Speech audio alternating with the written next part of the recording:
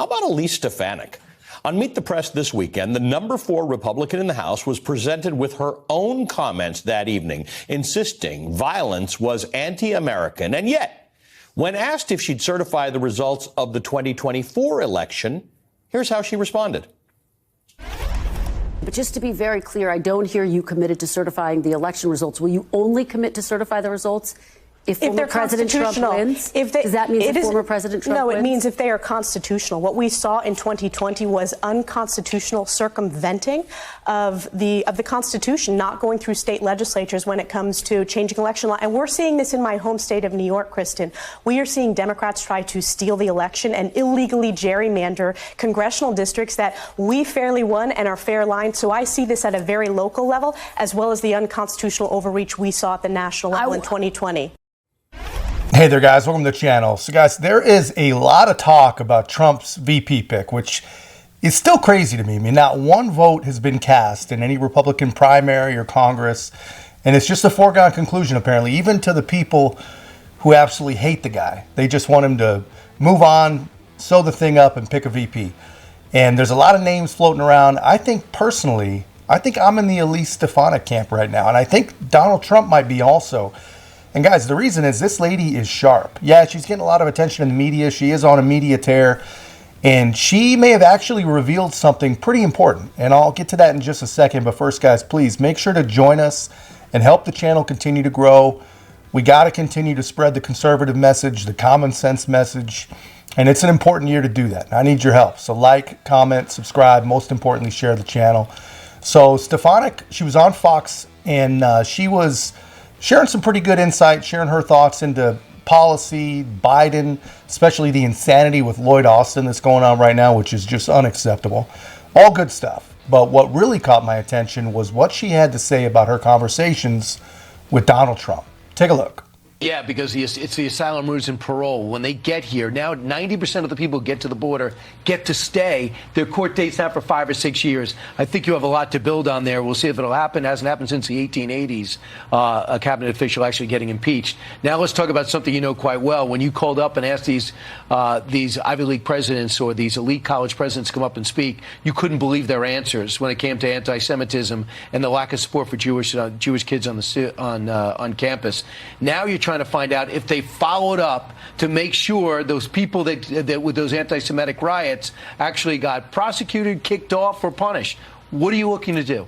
So this is the beginning of a very robust investigation. On Monday of this week, the head of the committee put out a document request to Harvard. They have 2 weeks to comply. The questions are very in-depth about how they address the rise of anti-Semitism on campus, whether it was disciplinary action taken. We're also looking at the offices of DEI, where we know at Harvard hundreds of students reached out, Jewish students who were concerned about the rise of anti-Semitism. They got zero response. Importantly, it's also looking at governance. The Harvard Corporation, who tried to brush this under the rug, and the fact that they tried to cover up the plagiarism scandal, which is very much tied into this because we discovered that with the scrutiny that was much deserved of Claudine Gay. And the big problem is people think it's just 3 colleges. It's not. Columbia blew off your meeting. They had some ridiculous excuse. NYU's an absolute mess. And all other colleges around the country are more like Harvard than not, sadly, when it comes to this. Lastly, no doubt about it, you've emerged as a national figure on pure performance, especially when you see how prepared you are for a lot of these meetings, these hearings, and the fact you're in leadership. And you've won the respect, I know, of President Trump.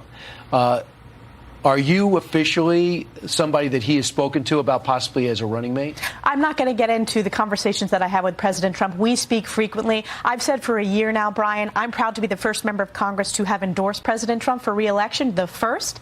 And I would be honored to serve in a Trump administration in any capacity. But I will tell you right now, we have a lot of work ahead of us. We have a lot of work ahead of us as House Republicans. We're the last line of defense between single-party Democrat rule. I'm honored to serve as the House Republican Conference Chair. And most importantly, I represent my district every single day. And look at the scandal right now with the Secretary of Defense. I represent thousands of troops from Fort Drum, the 10th Mountain Division, who are deployed in the Middle East right now.